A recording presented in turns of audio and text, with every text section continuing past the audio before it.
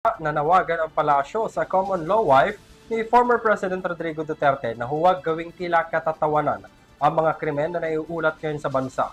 Kasunod yan ang pag-congratulate umano ni Hanilet Avancenia sa kasalukuyang administrasyon sa mga krimen. Narito po ang aking report. Hindi po ginagawa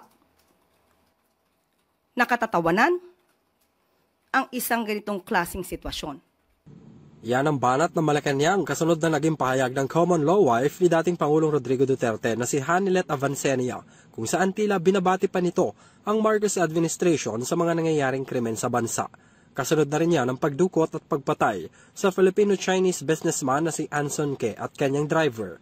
Ayon kay Palace Press Officer Undersecretary Claire Castro, huwag dapat gawing issue ni Avancenia ang usapin at huwag gawing katatawanan ang gobyerno. Kaya kay Ms. Hanilet Avancenia, huwag niyo pong gawin na issue.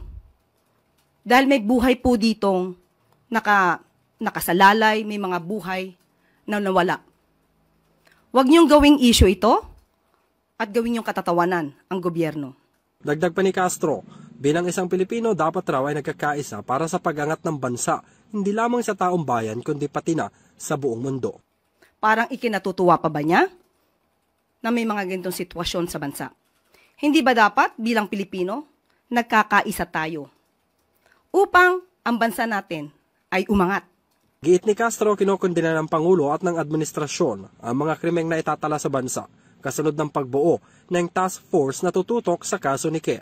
Sa huli, nanawagan si Castro kay Avancenia na huwag na sana maglabas ng ganitong uri ng pahayag dahil kung sila rin daw ay hindi gugustuhin na i-congratulate ang dating Pangulong Rodrigo Duterte sa mga nangyaring EJK noong kanyang termino. Para sa EuroTV News, ako si Henry V. Nicolas, sumasaludo sa bawat Pilipino.